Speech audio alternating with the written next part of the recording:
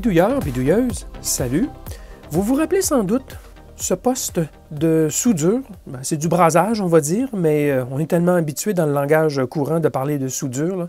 Ce poste de soudage, Sougon A9, qui est un poste, là, on va dire, de précision, que j'avais acheté il y a environ 8 mois. J'en avais d'ailleurs fait une vidéo de banc d'essai. C'est la vidéo numéro 583 et je fournis bien sûr un lien dans la description sous cette vidéo-ci. Ce poste, je l'aime beaucoup, ce poste de soudure, pour multiples raisons. D'abord, il est très puissant, particulièrement avec les pannes de type C245 qui sont les plus grosses, parce que j'avais initialement acheté un fer C210 et par la suite, je me suis aperçu que c'était plutôt petit pour les travaux plus gros. Là. Alors, j'ai donc fait venir un fer C245 et toute une série de pannes, bien sûr, C245.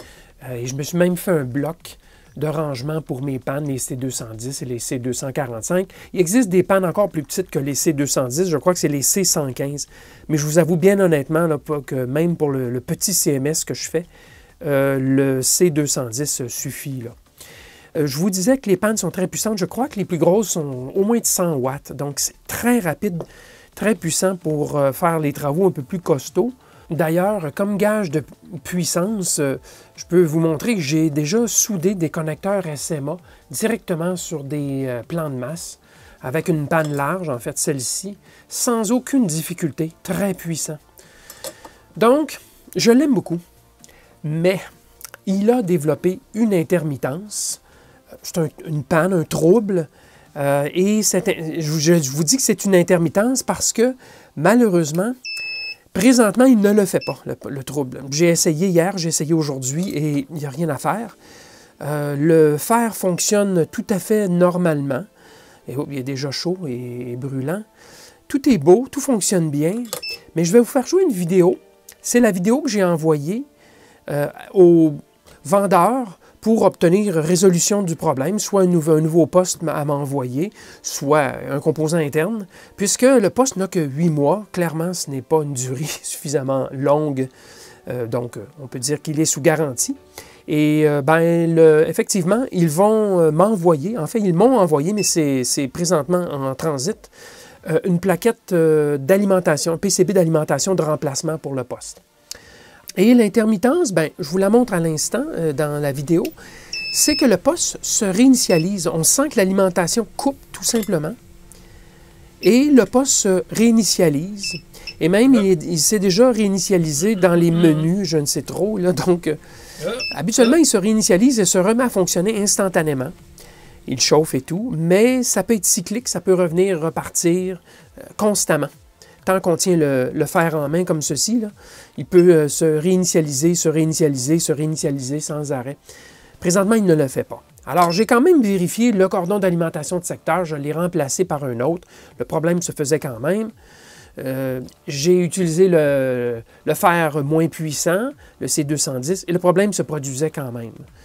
Malheureusement, il ne se produit pas présentement. Et ça m'agace. C'est une intermittence, clairement. Alors, je me suis dit, de toute façon, j'ai le OK pour ouvrir le poste puisqu'ils vont m'envoyer un composant interne de remplacement. Et je me suis dit, pourquoi pas l'ouvrir et tenter peut-être de trouver la panne. Est-ce que c'est une soudure intermittente à quelque part? Je ne sais trop. Et en même temps, ça me donne l'occasion de regarder l'intérieur. Alors, lançons-nous, j'ouvre le tout et on analyse.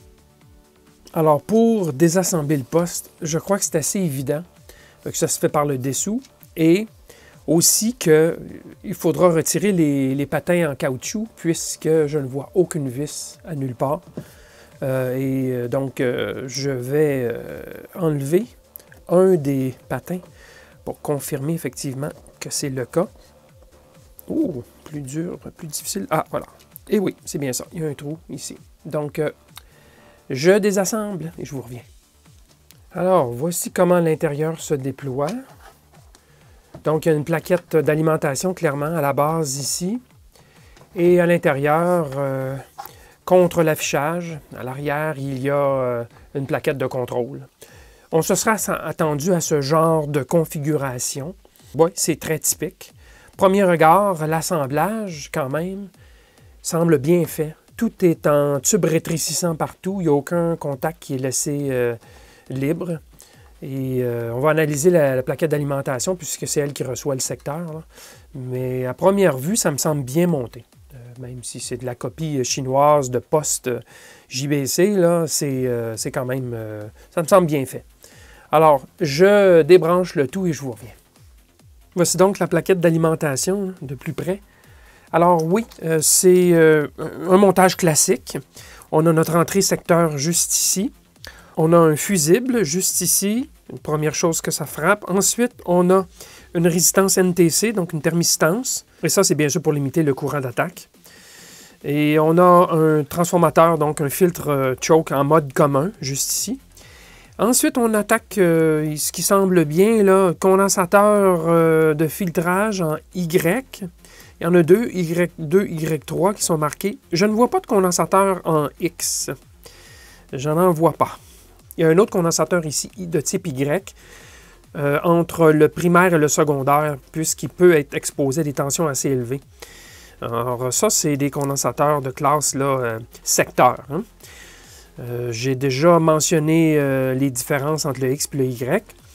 Je peux vous le rappeler, le X, condensateur de type X, X2, et ainsi de suite, sont branchés directement entre le live, donc la phase, et le neutre.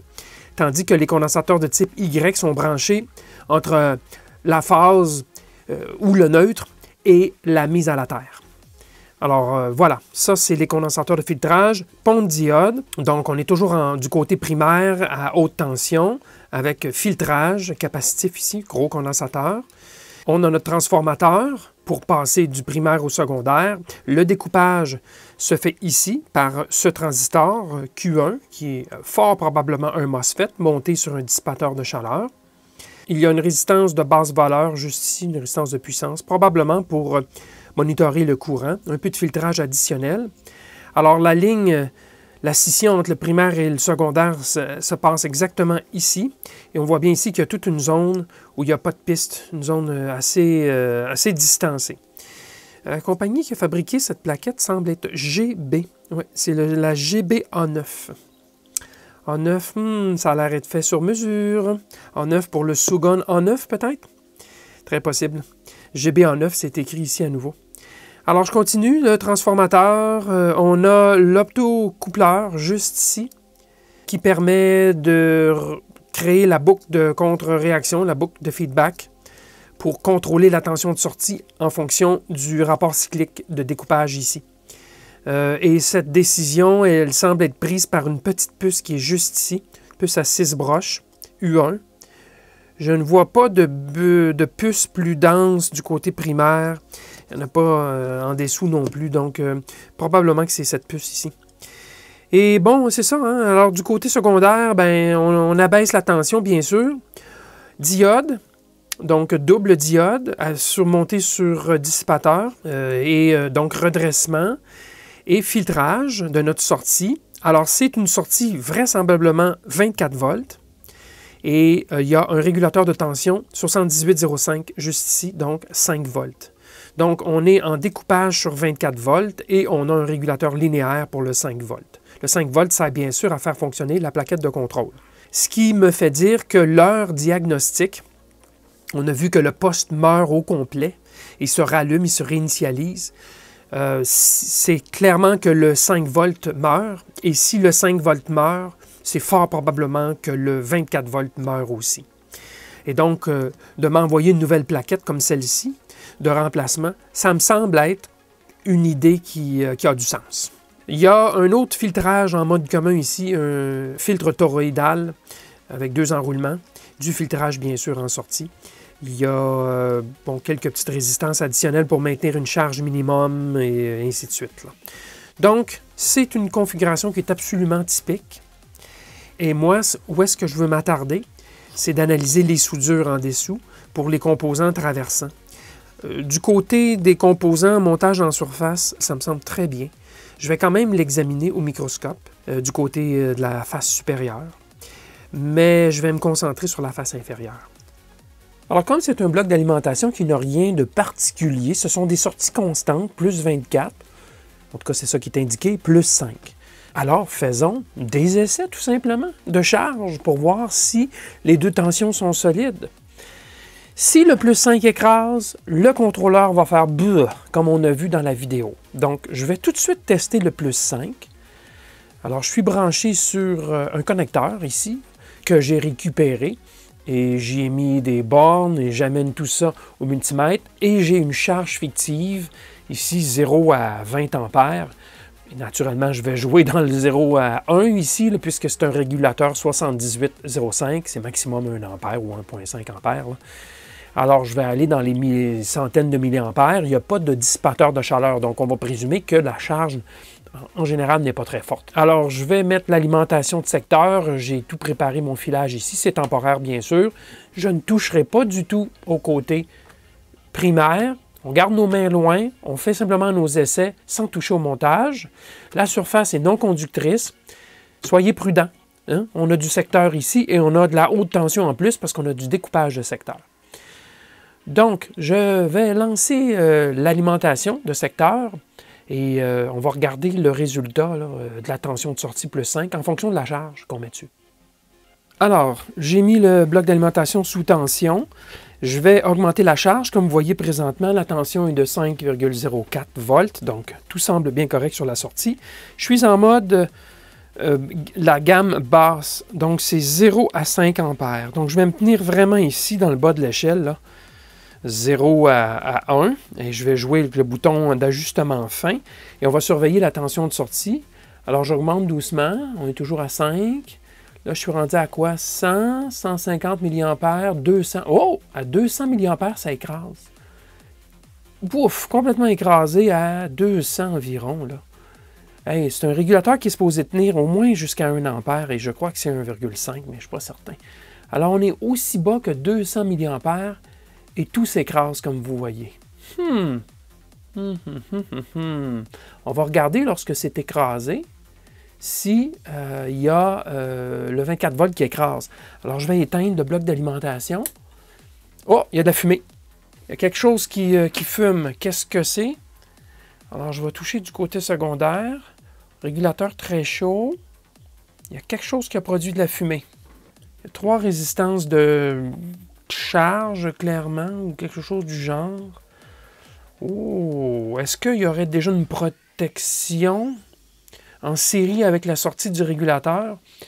Avant de condamner le régulateur, là, je vais faire une analyse du circuit comme il faut pour voir est-ce qu'il y a des résistances en série, qu'est-ce qu'il y a du côté du régulateur. Et je vais bien sûr décharger le condensateur ici avant de manipuler quoi que ce soit. OK, alors la fumée qu'on a vue, c'est causée par les résistances ici qu'on a vues. Les résistances sont en série. 3 résistances de montage en surface, on les voit ici vis-à-vis mon pouce, sont placées en série avec l'entrée du régulateur, dans le but sûrement de limiter le courant. On veut que la tension finalement écrase plus rapidement que 1,5 ampère. Alors, c'est 3 résistances de 22 ohms, ce qui fait 66 ohms. Ce sont des résistances, je crois bien, de 1,5 watt. C'est des résistances assez grosses quand même. Alors, 66 ohms, 1,5 watt. J'ai mesuré la tension sur le 24 volts. C'est en fait 19,7 volts. Alors, il est ajusté pour sortir environ 20 volts, ce bloc d'alimentation. Alors, si vous prenez le 20 volts et vous le passez à travers les résistances de 66 ohms et ensuite à l'entrée du régulateur de tension, si on lui met une charge de 200 mA, comme j'ai fait avec la charge fictive, ben, on se trouve à causer une chute de tension dans ces résistances-là de 13,2 volts. C'est la simple loi d'Ohm. 200 mA dans 66 ohms, ça fait une chute de tension de 13,2 ohms. On partait à 19,7, on perd 13,2. On arrive à quelque chose comme 6,5 volts à l'entrée du régulateur. Et ça ne va pas. 6,5, c'est en bas du 2 volts nécessaire pour que le régulateur de 5 volts là, régule en sortie. Donc, ces résistances sont faites effectivement pour limiter le courant. Clairement, à partir de 200 mA là, ou 150 mA, l'entrée du régulateur ne reçoit pas assez de tension et la sortie donc va écraser comme on l'a vu. L'autre chose à mentionner, c'est que la fumée venait des résistances, puisque si on fait effectivement passer 200 mA dans 66 ohms, c'est 2,6 watts à dissiper dans des résistances de 1,5 watt. Donc, clairement, c'est trop de puissance à dissiper dans ces petites résistances. Et de là, lorsque je causais la chute de la tension de la sortie 5 volts, c'est là que c'était beaucoup trop pour les résistances et la fumée venait vraisemblablement de ces résistances. Alors, ce que ça nous dit jusqu'à maintenant, c'est que ça va. C'est fait intentionnellement pour limiter le courant et donc limiter la sortie 5 volts au niveau du courant. Ceci dit, les résistances sauteraient à long terme. S'il y avait un court-circuit franc sur le 5 volts, ça prendrait feu, ou en tout cas, là, ça fondrait. Là. Donc, ce n'est pas une bonne solution, à mon avis, là, pour protéger le circuit. Un fusible aurait été probablement préférable. Alors, ce que ça me dit aussi, une possibilité, c'est qu'effectivement, que le panneau de contrôle à l'intérieur de la base consomme un peu trop de courant et que, momentanément, la tension 5 volts écrase complètement en bas de ce que le microcontrôleur peut soutenir. Et donc, le microcontrôleur se réinitialise.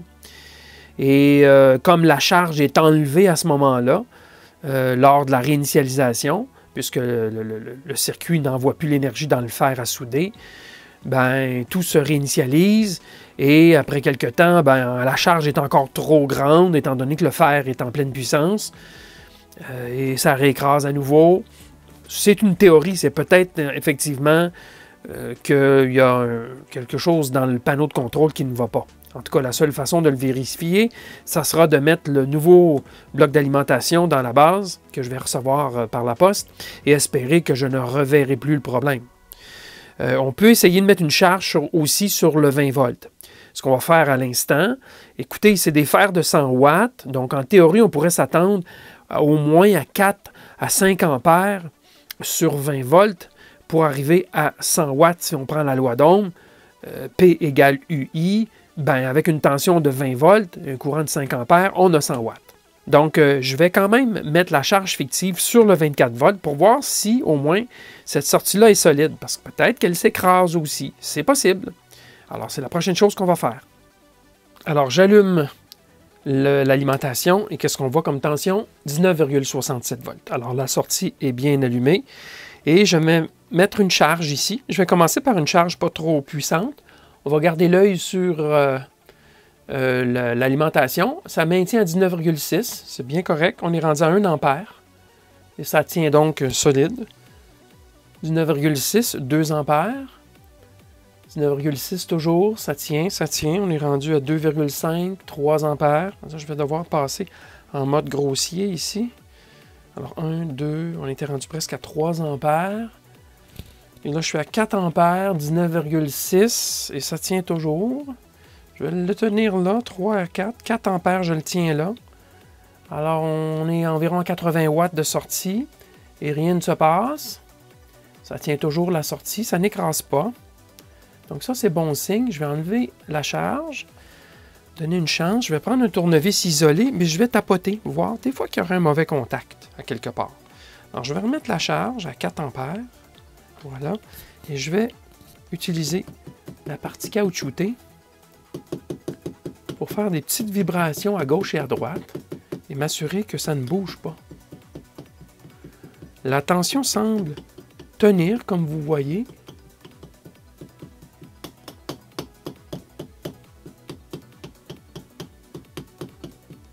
Ça ne semble pas être un problème. En tout cas, cette vibration-là ne cause pas le problème. Non, ça semble être solide. Je vais quand même retaper quelques soudures, je vais vous dire bien honnêtement. Je vais quand même retaper quelques soudures. Est-ce que je devrais aller à 5 ampères? Je suis un petit peu craintif, je ne voudrais pas surcharger l'alimentation. Je vais l'essayer rapidement. Voilà, on est à 100 watts présentement, ou à peu près. Et ça tient toujours, ça tient toujours, ça tient toujours. Ça tient toujours. Ça a écrasé un tout petit peu, mais ça tient. Ah, non, ça semble être bien correct. OK, alors, ouais, c'est pas concluant, l'essai de charge. En tout cas, ça démontre que l'alimentation semble suffisamment solide. Et je vais retaper quelques soudures, mais je suis incapable de reproduire le problème. Et ça, c'est des choses qui se produisent parfois et c'est bien frustrant. Quoi qu'il en soit, je vais recevoir une nouvelle plaquette d'alimentation. Alors, celle-ci, je la garderai peut-être de côté. Au cas où l'autre me causerait du trouble. Mais je vais quand même retaper des soudures sur la face inférieure. Alors, j'ai passé une bonne demi-heure à regarder les soudures pour vérifier des fois que je verrais quelque chose qui n'est pas correct. Et je peux dire de façon générale que les soudures sont bonnes, en tout cas du côté de la face supérieure. Les soudures de montage en surface sont bien correctes. Vraiment, je n'ai pas rien à dire. Il y a eu quelques retouches à la main qui ont été faites, mais je ne vois rien d'évident du côté supérieur, en tout cas. Ceci dit, du côté inférieur, c'est une autre histoire. Je trouve qu'il y en a quelques-unes qui sont franchement moins bonnes. Écoutez, peut-être vous ne le verrez pas. C'est difficile de vous illustrer ça comme il faut là, pour que vous voyez clairement. Il y a peut-être les 4 soudures ici que vous voyez, 1, 2, 3 et 4. Ces 4 soudures-là, je les trouve plutôt ordinaires. Il y a certaines des soudures où il y a carrément un anneau concentrique. Une des soudures qui semblerait montrer ce détachement-là concentrique, ce serait peut-être celle-ci. Ou si vous regardez peut-être à mi-chemin de la circonférence, là, vous voyez comme une ligne qui fait carrément le tour. Donc une forme de fissure tout autour de la montagne. C'est peut-être pas très évident ici, mais au microscope stéréoscopique, on voit une ligne qui fait tout le tour. Donc ça, c'est le genre de soudure là, qui me laisse perplexe. Je vais les retoucher, ces 4 soudures. Du côté secondaire, il y a peut-être 1 ou 2 autres soudures que j'aime moins, ou il y a peut-être un détachement entre la soudure et la broche. En tout cas, la transition entre les deux n'est pas aussi belle qu'on le voudrait. Alors, je vais quand même retaper les soudures. Moi, je crois que le problème se situe là. Il y a probablement une mauvaise soudure qui, lorsqu'on met le poste sous charge, c'est-à-dire qu'on utilise le fer, là, il y a un fort courant sur le 24 volts qui est demandé. Et peut-être qu'il y a une des soudures là, dans le circuit qui n'est pas tout à fait correcte. Alors, je vais quand même retaper plusieurs de ces soudures et on verra si c'est toujours solide. Malheureusement, je ne suis pas capable de reproduire le problème, donc ça va être difficile de vérifier le résultat, mais ça a été soudé à la vague, OK? Donc une vague liquide de soudure, alors que le dessus, bien sûr, a été soudé en mode refusion, le reflow, en mode traditionnel d'abord. Et bien sûr, par la suite, les pièces traversantes ont été posées et le tout a été passé sur une vague de soudure à la face inférieure. C'est très possible que les qualités entre la face supérieure et la face inférieure ne soient pas du même niveau, parce que c'est 2 procédés complètement différents. Alors, il faut quand même regarder à l'intérieur l'autre plaquette, au moins avoir une idée à quoi ça ressemble. Ben oui, on a le secteur qui arrive ici, tout simplement, de la prise IEC secteur. Le neutre s'en va directement à la plaquette de puissance. Et la phase, elle, vient de l'interrupteur, qui est juste au-dessus, juste ici. Et un fait intéressant, le plus 5 volts passe aussi par cet interrupteur. C'est donc un interrupteur bipolaire qui est au fond ici. Alors, le 5 volts et le 24 arrivent sur un autre connecteur, celui-ci. Et la plaquette donc reçoit les deux. Le 5 sert évidemment à faire fonctionner tout le circuit de contrôle ainsi que l'affichage. Le 20 volts, ou 24, là, c'est vraiment juste pour la fonction du fer à souder. On a le MOSFET juste ici au bout de mon doigt, qui est soudé directement sur la plaquette. MOSFET certainement à très basse résistance RDS on. Donc, lorsqu'il conduit, la résistance interne est très faible, ce qui fait que c'est un MOSFET qui dissipe probablement peu et on doit certainement l'utiliser en PWM, c'est-à-dire En largeur d'impulsion, donc c'est pleinement allumé ou complètement éteint, mais avec un mode de rapport cyclique variable pour contrôler la puissance dans le fer, bien sûr. Alors ça, l'autre connecteur qui est ici, au bout de mes deux doigts, c'est le connecteur du fer lui-même, qui est juste ici. Et ce connecteur, ben, il est mis à la masse.